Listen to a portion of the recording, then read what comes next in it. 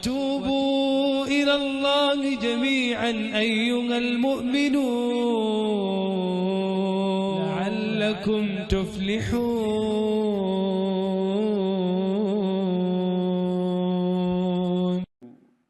A couple of ayat that belong to Surah Yusuf, and they are particularly involving wisdom that comes from the tongue of Yaqub alayhi salam.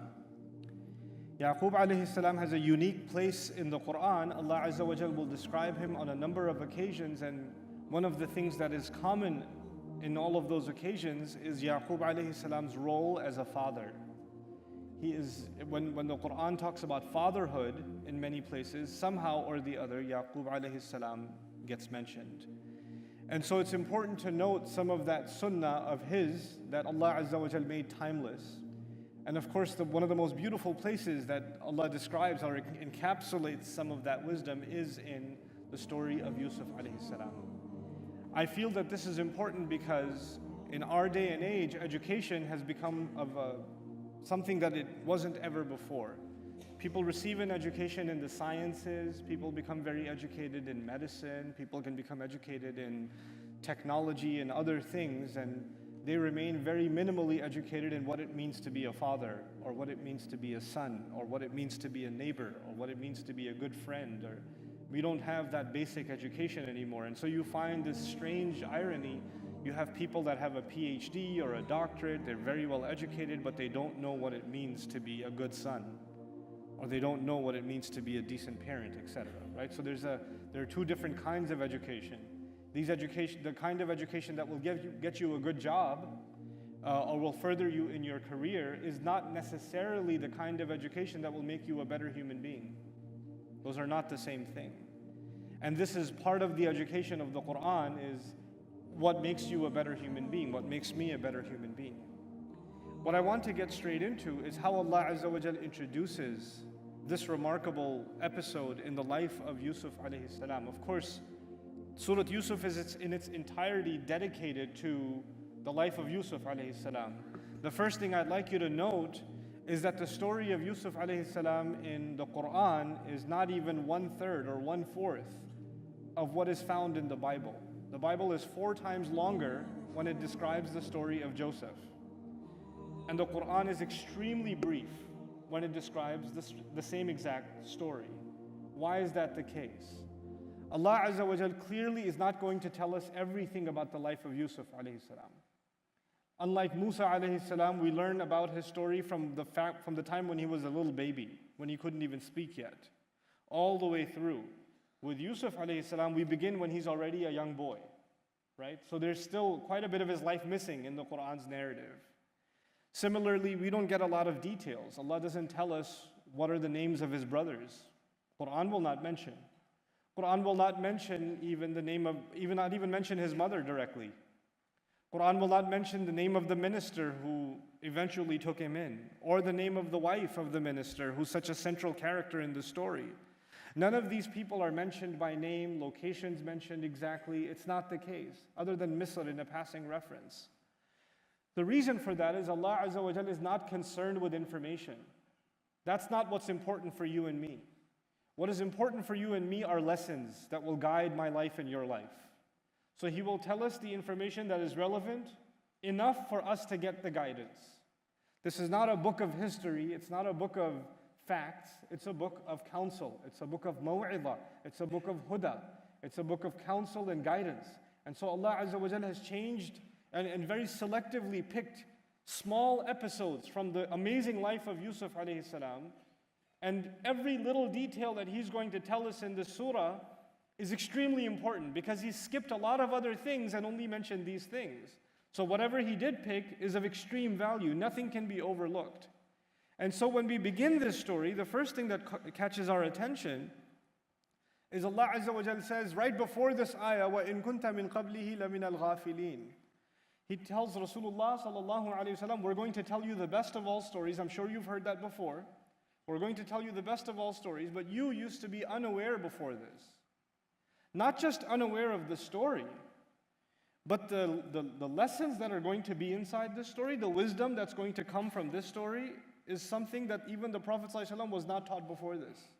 It is going to be unique. So don't just reduce that, yes, Rasulullah sallallahu alaihi wasallam did not know the story of Yusuf alayhi salam, and that's what's being said. Actually, a lot more is being said. There are things inside of this story that without the story we would have never known that Allah Azza wa Jalla deems important for you and me in our lives. And so where do we begin? Allah Azza wa Jalla describes this young child, Yusuf alayhi salam, إِذْ قَالَ يُوسُفُ لِأَبِيهِ. When Yusuf alayhi salam said to his father, and he's a young boy, we don't know the exact age, but you imagine anything between 8 and 12 years old. This is a young child. And he comes up to his father, maybe even younger, and what does he say to him? Ya abati inni ra'aytu ahada ashara kawkaban.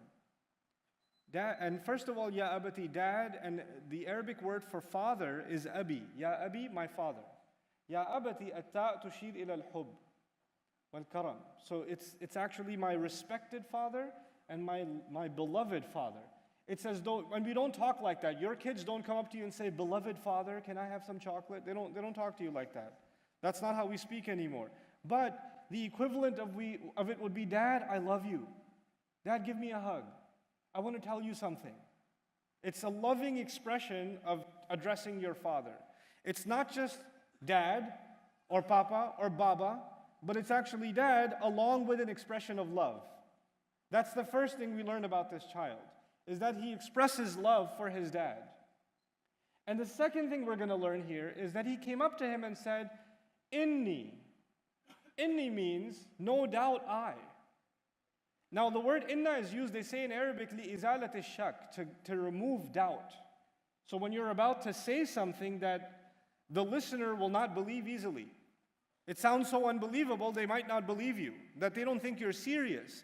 So the Arabs use the device inna to remove that doubt. No, I really mean what I'm going to say. It is as though the child recognizes that what he's about to say is not easy to believe. It's this amazing thing, this crazy thing that he saw, and he's going to tell his dad all about it, but he's thinking, Dad might not believe me. And so he says, no, really, Dad, I really did see this. Inni ra'aytu ahada ashara kawkaban. I really did see, in fact, 11 stars, the sun and the moon, wash-shamsa wal-qamar. And it's incredible that the sentence starts over again. And it captures really the reluctance of a child. I mean, I have a lot of children. Alhamdulillah, I have 7 children.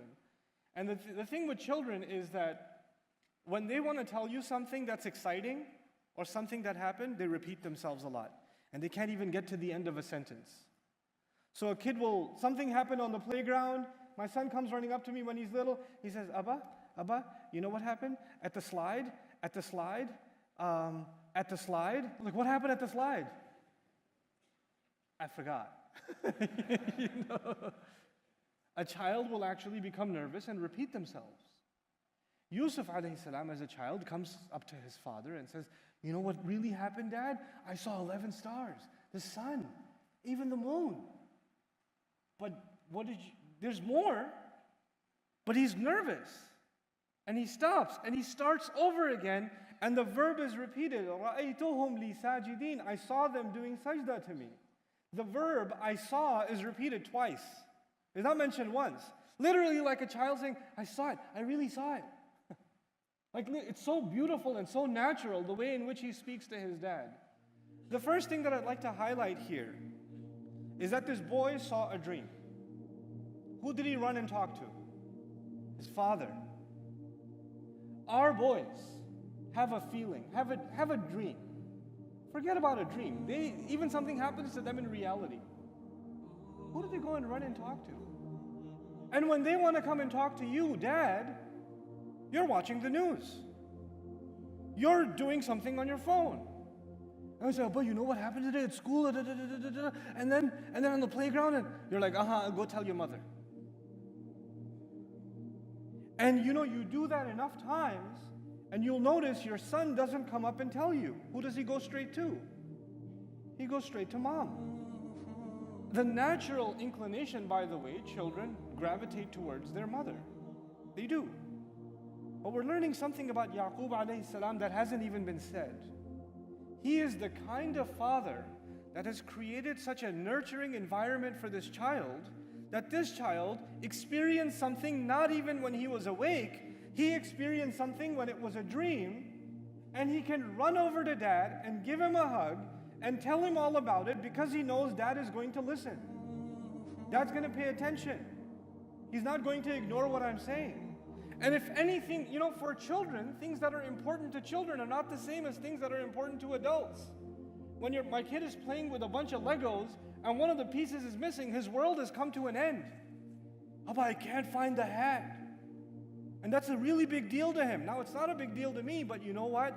It has to become a big deal to me because it's important to him.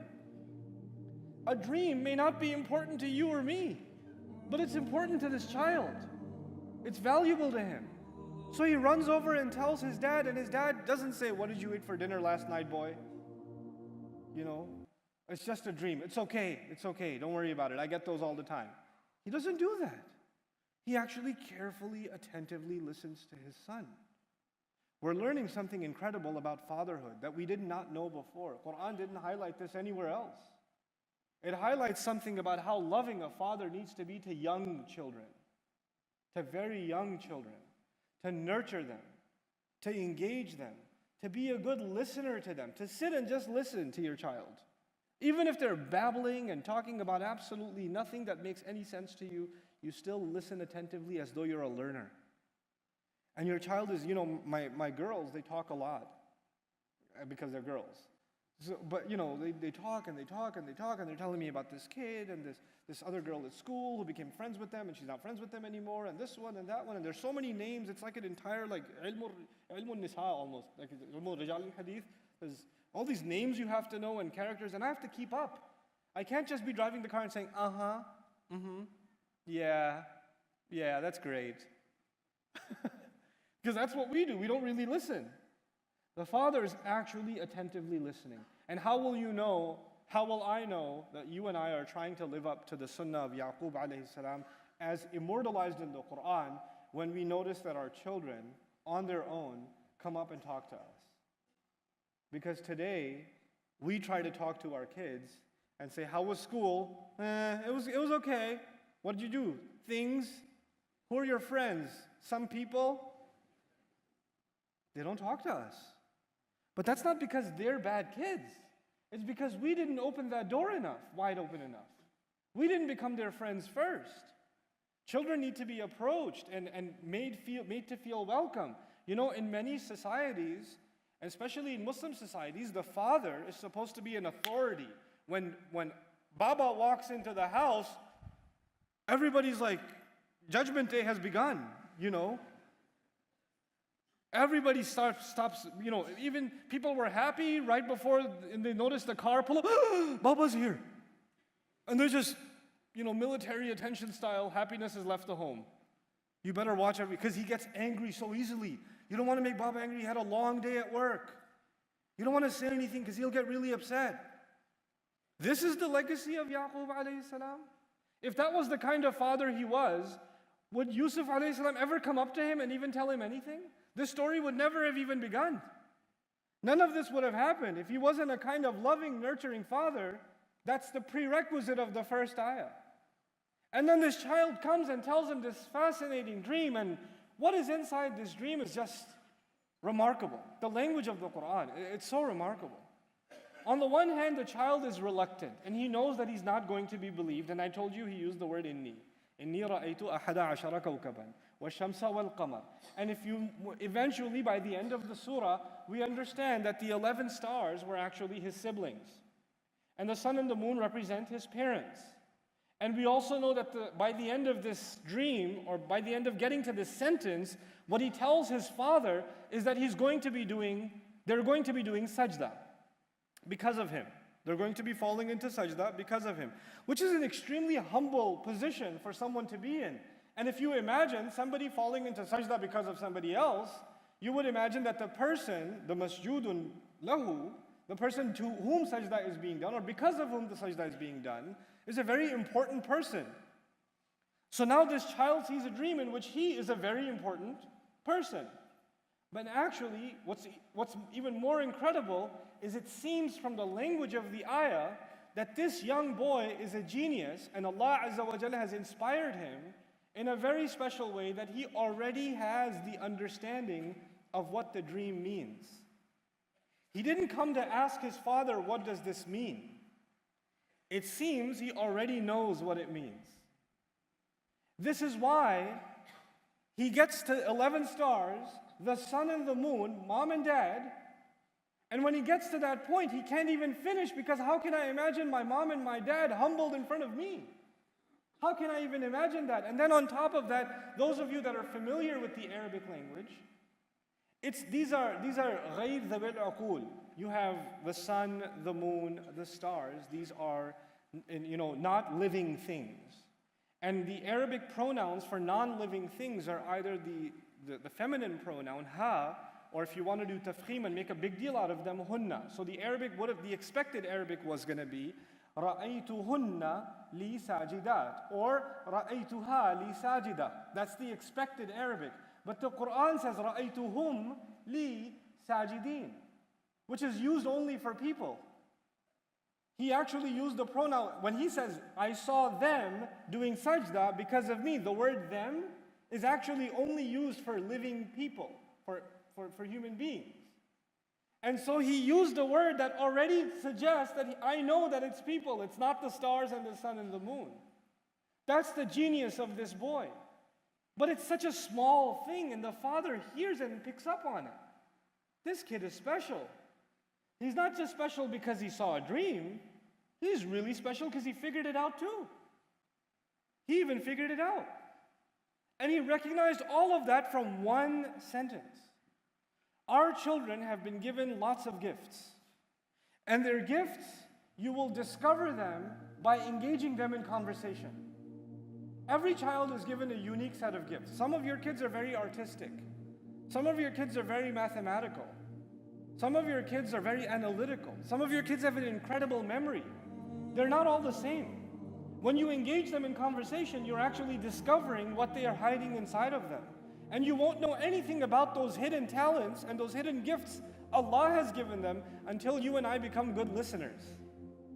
The father becomes a good listener and picks up on the fact that this child is not a normal child. He's special.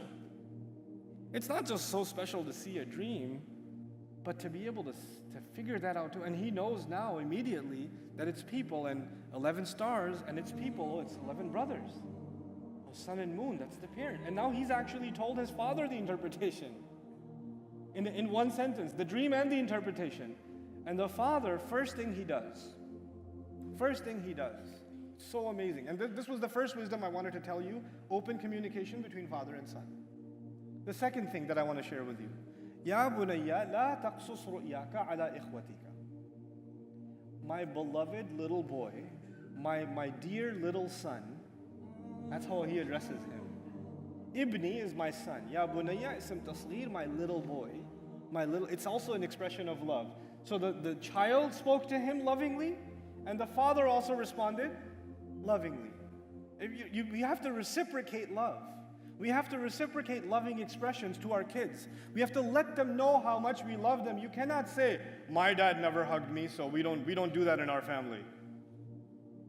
You don't do that to children. That is not the sunnah of our prophets, alayhimu salatu wassalam. It's unfortunate that some people think that the only kind of father they need to be is an authority. And they don't reciprocate. I need my children to respect me. They know I love them. No, they don't. They don't know that you love them. Ask those kids, I think Baba hates me. They'll tell you, but don't tell him I said that. You need to express the fact that you love them. You need to demonstrate the fact that you love them. And then he says, don't tell this to your brothers. What you've seen, don't tell it. The first thing dad says is, don't tell this to your brothers. His brothers are older than him or younger than him. Vast majority of them are older than him. And he looks up to his brothers. And just like he's excited about what just happened, just like he told dad, he might even tell his brothers. Now we know later on his brothers are no good. And they're going to scheme against him and all of it. But the first thing you tell your child is sometimes the family situation is complicated. Your family is not the only one that has problems. Prophets had families with problems. He's got sons that are out of control. And he's a great father. We already know that. We already learned that he's done his job as a good dad. And if he did this with Yusuf, then I can guarantee you he was the same way with all of his other sons. Isn't that the case? It's not like he raised those kids as a tyrant or as an oppressive father, and then all of a sudden he became a good father to Yusuf alayhi salam. It's not the case. Our Anbiya, they are models of justice and fairness. So he did his job as a father, but those kids did not turn out like Yusuf. They came out very different. A lot of us invest into our children. Some of you have white hair on your beards because your children are no longer children, they're adults themselves. And you did everything you could to give them love and nurturing and an education of the deen and to give them upright character, and they went in a different direction later on in life. They're no longer the kids you expected them to be. They are far away from Allah's deen. They're rebellious, they're not respectful, and you're thinking, what did I do wrong? I did everything that I could and they turned out this way? How can I bring them back? So many desperate mothers and fathers, mostly mothers, come up to me and tell me, I did everything for my child. I provided them a good education. I gave them good environment. I protected them from so much fitna. But today, my son doesn't pray and he doesn't listen to me. And if I try to tell him something, he gets angry, and he storms out of the house. What should I do? That's not just your problem. That's a problem for Yaqub alayhi salam, a prophet of Allah, a role model father, And even he had trouble with children. Why is that important to note? Because we are human beings. We don't own Allah's guidance. We don't even own our own children. They are an amana. They are a trust that Allah has given us. We will do everything we can for them, but when they become adults, they will make their own choices. And that is not under our control. We cannot control how they will turn out to be. We can only fulfill our amana to a point, and then they are who they are. This is why the Messenger of Allah sallallahu alaihi wasallam even turns to his own daughter, Ya Fatima bintu Muhammad, ittaqillah fa inni la amliku laki min Allahi shay'a. Fatima, daughter of Muhammad, have your own taqwa of Allah. I will have no authority in front of Allah for you.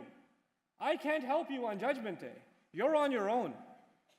This is a fundamental reality that parents must understand. My girls are now becoming teenagers. And then eventually the boys, I'm more scared of the boys actually, but eventually they'll get there. What happens is when these kids are little, everything about them is under our control. What are they going to eat? What are they going to wear? What school are they going to go to? When are they going to go to sleep? When are they going to wake up? Everything is under our control. But as they get older, you start noticing you're losing more and more control. And they get to a certain point, they become their own person, and now they want to marry who they want to marry. They want to move to a different city for a job. And now the parents are losing control, and they're saying, no, you can't do that. You can't marry who you want. You can't go to this city. You can't get that job. You can't go to that. You will do what I tell you because I changed your diapers. I fed you when you were little. No, actually, there's a certain age where parents have to actually let go. They can no longer control. And that's a harsh reality. It's a harsh reality that a lot of parents don't accept because it's difficult to accept. But that is a reality. And sometimes our children will not be what we expect, just like Yusuf alayhi salam's brothers. But he tells him, our family is complicated. Just do me a favor. He doesn't badmouth his brothers. He just says, listen, don't tell him. Don't tell them this dream. They're not, and he doesn't say because they're jealous or they're going to, he just says, فَيَكِيدُ لَكَ كَيْدًا. I do need you to understand, even as a young boy, be careful of what you say around your brothers, because they might make a plan about, scheme against you. They might make a secret plot against you. Why would you tell a child that? Sometimes children have to be told adult things. Our family situations are not always simple. We have to sometimes protect, and listen to this carefully, sometimes we have to protect our children from other members of the family. Sometimes there are members of your family that are no good. And we cannot hide that from our kids. You have to know the elements within your own. Nobody knows your family like you do. There are sometimes uncles or cousins or brothers or some other people in your family that are just a bad influence. They are no good. You don't develop hatred for them, but you do protect children from them. You do. I mean, when you go to a Eid gathering, everybody's together and the kids are running around. And you know some of the bad apples in the family are there at the gathering. You better keep your children where you can see them. They better not be away somewhere and you don't know where they are. Because a lot of those gatherings, some of the most horrible things happen to our children, and they're exposed to some of the worst things because of their family. I know this not in theory because thousands of people email me about what happens to them with their families. We don't protect our children. We assume they're safe around family. You cannot be so simplistic. That is the teaching of the Quran itself. Sometimes there are complicated situations inside a family. And the first people we have to protect are our children. فَيَكِيدُ لَكَ كَيْدًا. But then he says it's not because these people are evil, but because إِنَّ الشَّيْطَانَ لِلْإِنسَانِ عَدُوٌّ مُبِينٌ. Shaitan has always been an enemy to people, for human beings. In other words, they unfortunately are victims of the waswasa of shaitan. We ask Allah that He protects us from becoming that, And so, in a sense, He says, be careful of the bad apples in the family, but also doesn't say they're the devil is the devil. Shaitan is the bad one. Because he leaves the door open. He doesn't say, your brothers, they are so evil, you stay away from them and you never ever talk to them the rest of your life. That's what we do. Because if somebody has been bad or has had bad behavior, we write them off forever. By the end of this story, you know that the brothers of Yusuf made tawbah, yes? They changed, didn't they? So even if there are bad elements in your family, that doesn't mean that they're shaitan who is condemned to hellfire until the end. They're not like shaitan. They can change. Shaitan's the one that is always going to be an enemy. So there's a clarification by the father to the son. Don't confuse them with shaitan. That's two different things. And so now I get to the last part of what I wanted to share with you. As a father, what is he going to give his son? This is my favorite part, actually. Validation. Acceptance. This boy saw a dream, and in one sentence even let his father know that he's figured out the dream. The father first told him to be careful about the complications in the family. And then he tells him, وَكَذَلِكَ يَجْتَبِيكَ رَبُّكَ. That is how your master is, meaning Allah has selected you for the special qualities that you have. Ijtiba is used when a choice is made based on special qualities. So the father is basically saying, son, you've got some special qualities. And those special qualities are so special, Allah Himself has chosen you. And this is just the beginning, child. وَيُعَلِّمُكَ مِن تَأْوِيلِ الْأَحَادِيثِ. And Allah is going to be teaching you the interpretation of all kinds of speech, not just dreams. You're going to be a very young, smart young man. You're going to be able to figure all kinds of things out. You have a bright future ahead of you. And then that's not enough. وَيُتِمُّ نِعْمَتَهُ عَلَيْكَ. And Allah will complete I am confident Allah will fulfill His favor upon you. I make dua, Allah will turn you into a prophet. Just like He fulfilled His favor, كَمَا أَتَمَّهَا عَلَى آلِ يَعْقُوبَ. كَمَا آلِ يَعْقُوبَ كَمَا أَتَمَّهَا عَلَى أَبَوَيْكَ مِن قَبْلِ إِبْرَاهِيمَ وَإِسْحَاقَ. Just like He fulfilled the favor on your grandfather and your great-grandfather, Ibrahim and Ishaq. I pray that you're the next one. Off of one dream, the father gave an entire speech of how awesome you are to this kid. Allah has chosen you, you are so special, you're going to do great things in the future, you're going to figure out all kinds of stuff. Allah is going to make you part of the same legacy as Ishaq and Ibrahim alayhim salam. Allah will fulfill His favor upon you. All of these compliment after compliment after compliment. Why? This is a sunnah of prophets, that we take the little things that our kids do and we make a big deal out of them and fill them with confidence when they're children. We validate them. Not the other way around. Your child goes, has an exam, gets a 95 on an exam, and you say, next time get 100. I used to get 100 without even taking the exam. Your kids are never good enough for you. They're never good enough for you. You never validate them. This is a horrible thing to do. It's a denial of the prophetic legacy. To acknowledge the good in your children. He hasn't even interpreted all kinds of speech yet. That's going to happen later. He hasn't even accomplished, he's just a kid. But the Father is filling him with confidence that this kid is going to accomplish much. When we instill that kind of confidence into our children, then they will instill that into their children, and in fact, they will accomplish great things. You know, this one thing, by the way, this one kind of confidence that was put into this child at an early age is the same confidence that when Yusuf alayhi salam was in prison, and he came out of prison, he came in front of the king and said, I need to be the treasurer. That takes confidence. He's standing among government officials, you know, people that have been in politics for a long time, economists, and he comes out of a prison cell and says, nobody here is qualified to be the treasurer of this nation. Inni hafidhun amin. I'm the guy for the job. That confidence in the Quran came from where? From when he was a child. He acknowledged Allah's favor on him. He knew what he's capable of. We want that kind of confidence for our kids. That will not come automatically. You know, the opposite is the case. Today, all we do with our children is criticize them. Poke holes at them. Tell them how skinny they are, or how fat they are, or how stupid they are, or how ugly they are, or how not like their older brother they are, comparing them to each other. Constantly, constantly, constantly. And then these young kids grow up. And even when they grow up, what do they do in the ummah? When they see someone, all they can do is criticize them. All we find in this ummah are people that are obsessed with criticism. They cannot see the good in anyone. They can't see the good in the country they live in, the society they live in.